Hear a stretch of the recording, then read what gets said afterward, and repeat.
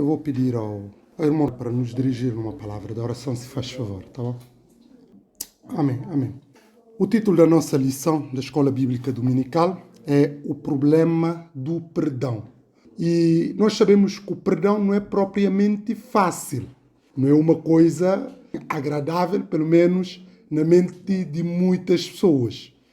Porque para nós falarmos de perdão, há um pressuposto que temos que falar ainda, que tem a ver com problemas, de uma situação de conflitos, de uma situação de prejuízo, para depois podermos falar de perdão. Está subjacente, primeiramente, a ideia de algum conflito, algum problema, alguma culpa, ou de sermos vítimas de um confronto, desentendimento, aquelas altercações mais assim acentuadas, pronto, mal entendidos, de chatice ou de indignação e de repúdio, de condenação. Acontece casos assim. E para haver perdão tem que haver um ato de transgressão, um ato que alguém nos vai prejudicar, vai nos ofender, vai nos magoar, vai nos fazer mal. Logo, daí que nós podemos falar de perdão. Caso não existir isso, não se pode falar do perdão. Pronto. Mas todos nós temos situações. Nós magoamos as pessoas e as pessoas nos magoam. Ninguém pode dizer aqui que nunca magoou ninguém. Ou alguém aqui que nunca falhou com o outro ou fez mal ao outro. Acho que todos. Isso é normal e faz parte da natureza do ser humano. Mas o essencial é nós termos a capacidade de podermos reconhecer a nossa falha. Por isso, esta nossa lição, o problema do perdão, remete-nos também à ideia daquilo que é a bitola bíblica, aquilo que é os desígnios da palavra de Deus em relação a essa questão. Porque nós também ofendemos a Deus, nós pecamos contra Deus, nós transgredimos a lei de Deus e, em consequência disso, nós ficamos aquém. Houve um muro de separação entre nós e Deus. Mas mesmo assim, Deus tomou a iniciativa de reconciliar conosco mediante o Senhor Jesus Cristo, mediante o seu Filho.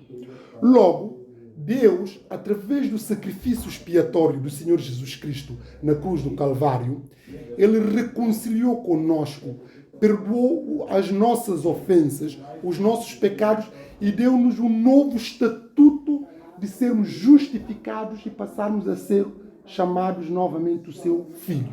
Pronto. Logo, a partir daí, nós também somos convocados a seguir este exemplo de perdão. Nós somos chamados a perdoar tal como Deus nos perdoou. Por isso, qualquer cristão, independentemente das ofensas, das falhas que os outros fazem conosco, nós temos que ter a capacidade de perdoar. Um verdadeiro cristão tem sempre que estar predisposto a perdoar. Eu sei que não é fácil, mas tem que cultivar isso e tem que saber perdoar.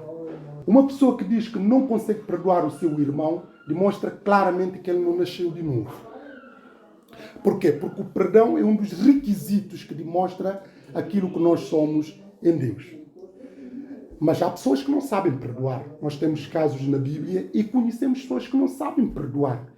E mais, nós perdoamos como filhos de Deus, não é porque aquela pessoa merece o nosso perdão. Nós perdoamos por quê? Porque nós somos filhos de Deus e a palavra de Deus nos ensina a perdoar. Logo, aquelas pessoas que vão beneficiar do nosso perdão, o mérito não está nelas. O mérito está por aquilo que Cristo fez por nós. Não em nós, não naquelas pessoas, mas por aquilo que Cristo fez por nós. Logo, nós perdoamos, não é porque aquela pessoa mereceu ser perdoada, não. Mas, tão simplesmente, pela transformação que Cristo fez em nós, porque isso também confirma a nossa salvação. Como é que uma pessoa que diz que é filho de Deus, que é cristão, não consegue perdoar? Isso entra em contradição com a palavra de Deus, certo? Se essa pessoa não perdoar o seu irmão ou o seu próximo, como é que essa pessoa pode esperar o perdão de Deus? Porque nós também estamos sempre a falhar com Deus, certo? Só estava a dizer, se alguém diz aqui que não falha, mesmo em relação a Deus com próprio, o nosso círculo de amizade, com os nossos familiares, porque essa pessoa está a mentir. Por isso nós estamos sempre a pedir perdão a Deus. Logo, se nós pedimos perdão a Deus, para Deus nos perdoar e Deus nos perdoa, nós também temos que perdoar aqueles que nos ofendem. Aliás, a oração do Pai Nosso é o que está lá. Perdoa os nossos pecados, assim como nós perdoamos a quem nos tem ofendido. Somos suscetíveis de magoar os outros, de prejudicar os outros em determinados casos, ou até de falhar com os outros. A questão não está por aí. A questão é quando os outros também fazem conosco para nós termos a capacidade, a predisposição de perdoar. O perdão não é fácil. Os casos mais dramáticos, quando tem a ver casos extremos de traição, de infidelidade conjugal, ninguém tem essas experiências aqui. Espero que ninguém tenha no futuro. Mas é uma dor, é uma situação muito dolorosa. Eu estou a falar disto mesmo até em questão de namoro. Ou até traições familiares. Uma coisa é alguém distante nos trair, outra coisa é alguém que nós depositamos plena confiança. Imagine, um pai ou uma mãe nos trair, é mais difícil nós digerirmos essa situação, sobretudo a gravidade da traição. E também aplica em relação aos cônjuges, ou até naqueles que nós consideramos irmãos, ou que são os nossos irmãos, ou os amigos que nós consideramos como irmãos. É muito difícil digerir essas situações. Não é fácil. Há um processo. Não estou a dizer logo a pessoa, logo, já perdoei, está tudo bem. Não é nada disso que eu estou a dizer. Mas é a capacidade de nós podermos dizer, olha, eu perdoo, pode não querer aquela conexão que existia anteriormente. Não há tendo nenhum mal nisto, mas a pessoa perdoa no sentido que aquela situação não nos cria já aquela ideia de ira, de revolta, de vingança. Porque quando as pessoas falham conosco, isso desperta em nós esses sentimentos de querermos vingar, de querermos corresponder na mesma medida, de podermos tentar também fazer o outro sentir a dor que nos está a infligir. Isso é normal, é no ser humano, mesmo aqueles que são crentes. Agora, qual é a diferença? A diferença é que nós tentamos controlar esses ímpetos. Tentamos controlar para não deixar descambar as coisas. Por isso, nós perdoamos. Mas quando nós perdoamos, não é só nós estamos a demonstrar a marca do Espírito Santo em nós, de que nós somos filhos de Deus, mas também o perdão é uma ideia de libertação. Porque quando uma pessoa não perdoa, essa pessoa vive numa situação dolorosa internamente. É uma situação que ainda não ultrapassou. E isso depois cria instabilidade do ponto de vista emocional, do ponto de vista espiritual e também até do ponto de vista físico. Porque a pessoa vai lembrando aquela situação e aquela situação vai auto-infligir. Pronto. Logo, a ideia de perdão também é uma ideia de libertação.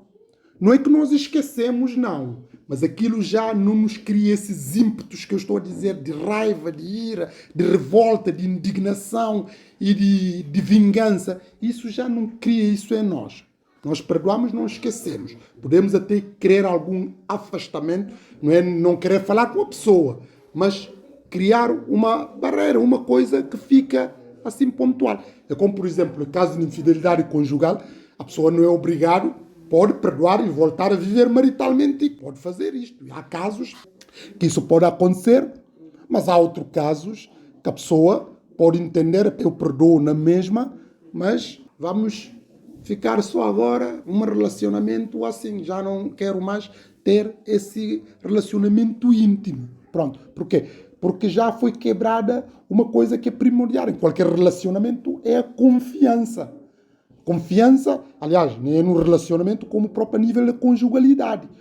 Quando as pessoas vão casar, há princípios, normalmente se prestarem atenção quem vai casar, os nubentes, que demonstra lá os deveres da lealdade, da confiança, da solidariedade e da partilha.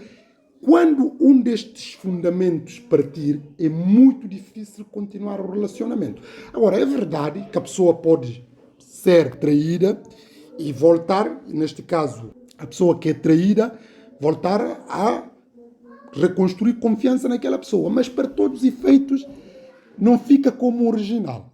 Vai sempre haver aquele gatilho ali. Pronto, a pessoa até pode viver, mas já não vê aquela pessoa com aquela inocência inicial que a pessoa via, etc, etc. Pronto.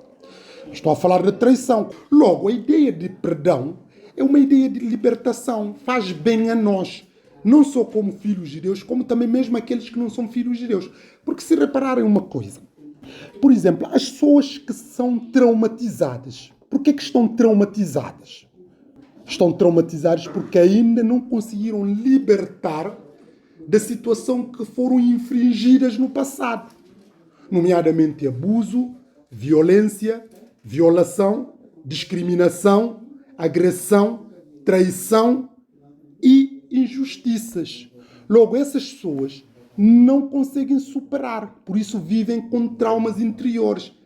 Quem vive com traumas interiores pode estar plenamente feliz? Obviamente que não.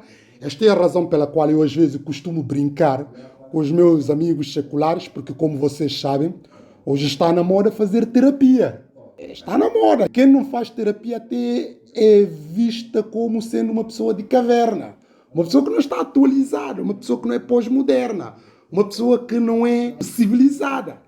E cada vez mais incentivam-se. Nós vemos um incentivo generalizado de que as pessoas têm que fazer terapias. Mas eu costumo dizer que eu não preciso de terapias. Não preciso. Não é que eu estou a ser presunçoso ou estou a desvalorizar as pessoas que fazem esse trabalho, os terapeutas, os psicólogos, os psicanalistas, os psiquiatras e por aí fora os conselheiros e pessoas que, enfim, dão conselho a nível sentimental e equilíbrio emocional e espiritual e por aí fora. Não é que estou a subestimar o trabalho que fazem, até o trabalho que fazem em muitas situações são úteis e ajudam muitos a superar situações. Mas para nós, os crentes filhos de Deus, quer dizer, nós fazemos terapia, entre aspas, todos os dias e todas as ocasiões, porque nós lemos a palavra, nós estamos na escola dominical, nós ouvimos a pregação, que é a exortação bíblica, nós estamos em coinonia e a própria Bíblia ensina-nos aqueles fundamentos que vão ensinar ali nas terapias, aquilo é que é para ter um equilíbrio emocional e um equilíbrio mental e espiritual. Logo, tudo isto passa de um processo de cura interior. Cura interior. Logo, esse cura interior tem a ver com o quê? Tem a ver com a ideia do perdão. Quer dizer, as pessoas, por exemplo, que foram violadas, não estou a falar agora neste caso, que é caso mais, foram violadas no passado, que aquilo ficam traumatizadas com essa situação e aquilo está a prejudicar a sua vida presente e atormentá-las, qual é o antídoto para essas pessoas libertarem? É uma ideia de perdão que a Bíblia ensina. Perdão, libertar-se, confiar em Deus, deixar que Deus faça justiça. Logo, se nós fomos violados, porque nós sabemos que os crentes podem correr esses riscos, violação, abuso, discriminação, injustiças, agressão, e por aí todas essas práticas hediondas que acontecem que têm efeitos perniciosos na nossa vida. Mas se o cristão consegue absorver aquilo que é a palavra de Deus, a ideia de libertar, de perdoar, não porque aquela pessoa merece o nosso perdão, mas por aquilo que Cristo fez por nós, obviamente que essa pessoa não tem necessidade de fazer terapia, certo? Agora, é claro, temos que abrir exceção. Toda a regra há exceção. Há casos que são casos mais difíceis, porque, como eu disse, nós não reagimos aos problemas da mesma forma. E também o perdão não é uma coisa fácil, não é uma coisa que nós dizemos, eu não vou perdoar e perdoo. Isso é um processo. Mas o que conta é nós temos a predisposição para perdoar. Porque nós, quando nós perdoamos, nós estamos reconciliados conosco próprio. Porque o perdão faz bem, não propriamente faz bem ao outro que nos magoa, mas muito mais do que essa pessoa é a nós. Porque já aquela coisa já não faz moça, não vai nos perturbar o nosso equilíbrio. Até porque as pessoas que nos magoam às vezes nem estão a pensar na mágoa que nos cometeram, até estão de bem bom na vida delas, e nós estamos a sofrer, a roer-nos, a magoar-nos, a autoflagelar-nos, etc, etc. Logo, nós temos que perdoar para o nosso próprio bem também. Pronto, mas a Bíblia é que nos ensina em primeiro lugar. Pronto. Logo, é um ato do Espírito Santo em nós. É um ato do Espírito Santo em nós. Como eu estava a dizer, Nós vivemos num mundo que as pessoas andam muito depressivas, muito ansiosas, muito atormentadas interiormente, que não têm paz interior por causa dessas situações, por causa de violências, de abuso, de discriminação, de injustiças, de agressão, de serem vítimas e não conseguem superar essas situações e aquilo vão afetando a sua vida e por aí fora. Mas quando nós somos filhos de Deus, nós depositamos tudo nas mãos de Deus. Nós entregamos tudo nas mãos de Deus para Deus possa, em tempo oportuno, de acordo com a sua vontade, fazer prevalecer a justiça. Porque nós sabemos que Deus depois vai pôr a justiça em tempo oportuno. Logo aqui, voltando ao nosso texto sagrado, diz aqui o apóstolo Paulo, portanto, uma vez que fomos justificados pela fé, estamos em paz com Deus por nosso Senhor Jesus Cristo. Nós que éramos inimigos de Deus, nós que éramos pessoas que ofendiam a Deus, que não tínhamos contato com Deus por causa do nosso pecado, nós passamos agora a ter paz com Deus. Por quê? Porque nós fomos justificados. A ideia da justificação é a ideia de sermos considerados justos diante de Deus. E isso remete-nos para uma consideração forense.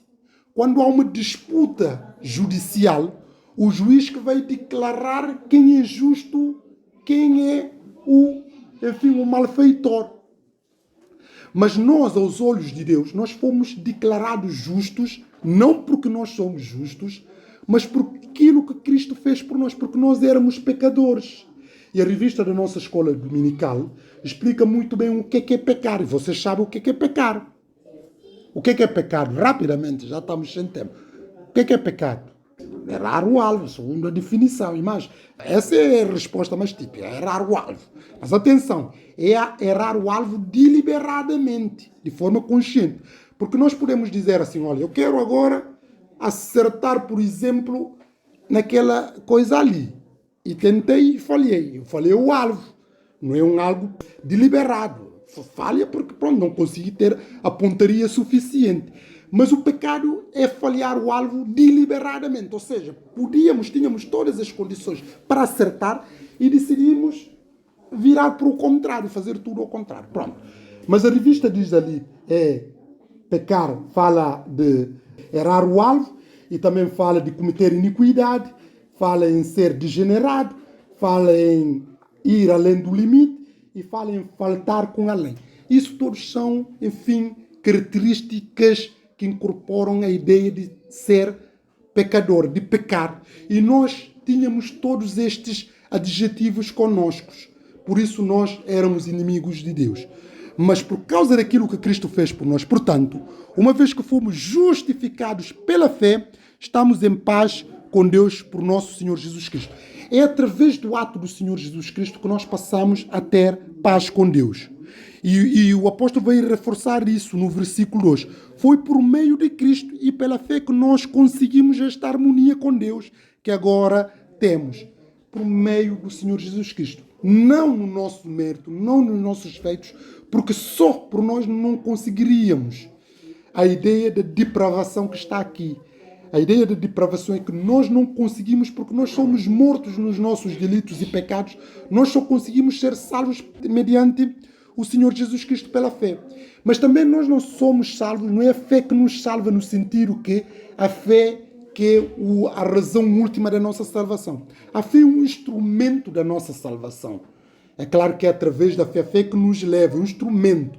Não é propriamente que a fé que nos faz a salvação. Não. A salvação é por meio de Cristo através de fé. Fé é um instrumento que nos, enfim, faz beneficiar dessa salvação. Logo, foi por meio de Cristo e pela fé que nós conseguimos essa harmonia com Deus que agora temos. Harmonia que é paz interior, é plenitude e harmonia. Estar reconciliados. Por isso essa ideia de traumas, de convulsões interiores, de ansiedades, de permanentes ansiedades, permanentes depressão. O cristão não vive nisso. Isso não quer dizer que em casos pontuais não possa passar isso. Nós temos casos, até homens de Deus, que em determinadas situações tiveram algum problema e quase parecia que estavam a afundar. Mas isso é situações temporárias que vai ultrapassar. Mas nós não andamos permanentemente depressivos. Isso não faz parte da vida de um cristão. e nem permanentemente ansiosos, porque isso contraria com tudo aquilo que a palavra de Deus nos ensina. Mas nós temos harmonia, paz com Deus, que agora temos. E isso dá-nos maravilhosa esperança de tomar parte na glória de Deus. A esperança, bendita esperança. A esperança é o combustível da nossa fé. Logo, quando uma pessoa tem esperança, essa pessoa é uma pessoa otimista, uma pessoa positiva, no sentido que aquilo que está à espera são coisas boas. Se uma pessoa está à espera de coisas boas, essa pessoa não tem motivo de estar infeliz, de estar triste, até por estar a passar por situações de adversidades, mas se sabe que o amanhã, que as coisas vão correr bem, não há motivos para estar triste. Ele sabe que as coisas vão acontecer bem. Por isso a pessoa está esperançosa. A mulher virtuosa, o que é que nos diz? Ela ri-se a pensar no futuro. Quer dizer, ri a pensar no futuro. Nós sabemos que muitas pessoas ficam atormentadas com a ideia do futuro. O que é que vai acontecer amanhã? Como é que vai ser a minha vida? Se vou ter trabalho? Se vou me casar? Vou ter filhos? Se vou ter uma família bem-sucedida? Há pessoas que andam atormentadas com isso. Mas nós sabemos que o cristão ri-se, usando essa expressão na mulher virtuosa, quando pensa no futuro, porque são boas coisas que vão acontecer. A nossa vida vai melhorar no futuro por causa da esperança que nós temos em Deus. E isso dá-nos a maravilhosa esperança de tomar parte na glória de Deus, a ideia da glória. Mas ainda nós nos sentimos alegria nos nossos sofrimentos, porque o sofrimento produz a perseverança provoca a firmeza de caráter nas dificuldades e a firmeza produz a esperança. E esta esperança não nos engana, porque Deus encheu-nos o coração com o seu amor por meio do Espírito Santo, que é dom de Deus. É esta ideia que eu estava a dizer, alegria. O cristão deve ser feliz, deve ser alegre. Mas isso não quer dizer que essa alegria é a ausência dos problemas. Porque nós passamos por muitos problemas, muitas dificuldades, muitas contradições e contrariedades na nossa vida espiritual, na nossa vida secular, na nossa vida civil, na nossa vida relacional, na nossa vida laboral, na nossa vida conjugal, na nossa vida, enfim, todas as dimensões. Mas mesmo assim, nós estamos alegres. Cantamos uma música, esta paz que eu sinto a minha alma, não é porque tudo me vai bem. Este gozo que eu sinto a minha alma não é porque tudo está sob o meu domínio, mas é por aquilo que Deus fez por mim, etc, etc. Logo, nós estamos felizes. E o apóstolo Paulo reforça esta ideia, porque esses problemas produzem em nós a maturidade, a ideia do crescimento, a ideia de assimilação, a ideia de poder ter a noção. Porque vocês sabem, os problemas, às vezes é bom, ajuda-nos a ter a noção das coisas, ajuda-nos a podermos ter a capacidade de dar o valor às coisas e de podermos crescer na nossa maturidade, na nossa espiritualidade, na nossa vida, etc, etc. Não é uma coisa boa. Ninguém agora deseja passar por problemas. Não é isso que eu estou aqui a enfatizar. Mas nós, quando nós passamos por problemas e superamos, nós passamos, a nossa fé é provada e nós superamos, passamos etapa e ganhamos arcabouço, ganhamos tarimba, ganhamos, enfim, a fibra para podermos continuar a caminhar. Agora, aquelas pessoas que não estão habituadas aos problemas, quando vê um problema, às vezes afundam, não consegue. Mas quem já está experimentado nos problemas, é mais um outro problema que vai lidando e que vai superando com a ajuda do Espírito Santo. Logo, nós vemos isso, que é a ideia da perseverança, provoca a firmeza de caráter nas dificuldades e a fé produz esperança. Esta esperança não nos engana, porque Deus encheu o nosso coração com o seu amor por meio do Espírito Santo, que é dom de Deus. Na verdade, quando nós vivíamos nas nossas fraquezas, nos nossos pecados, Cristo, no seu devido tempo, morreu pelos pecadores. Seria muito difícil alguém morrer por uma pessoa, mesmo que ela fosse inocente. De facto, talvez alguém seja capaz de dar a vida por uma pessoa boa. Mas Deus mostrou-nos até que ponto nos ama, pois quando ainda éramos pecadores, Cristo morreu por nós. Repara, nós vemos aqui a ideia que eu estava a dizer do perdão. Nós estávamos numa situação de dificuldade, numa situação de ofensa, numa situação, enfim, da decadência espiritual e mortos nos nossos delitos e pecados, e Cristo morreu por nós. E essa ideia, Cristo perdoou-nos, Deus perdoou-nos através de Cristo e reconciliou-nos conosco. Logo, nós também fomos desafiados para nós podermos também perdoar os outros. Porque quem não perdoa os outros, como eu disse no início, demonstra aqui a ideia que ele não é nascido de novo. Como é que uma pessoa pode depois pedir a Deus perdoa-me? Porque nós estamos sempre a falhar se não perdoa o seu próprio irmão.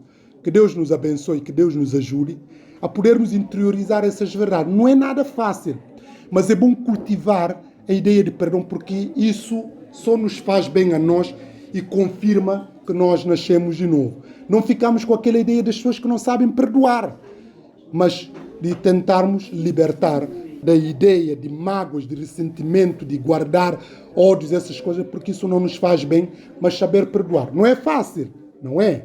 E certamente vocês aqui têm casos, falando dessa lição, de pessoas que vos magoaram profundamente. Não é fácil. Não estou aqui a dizer que perdão é pera doce. Não é nada disso, não é pera doce.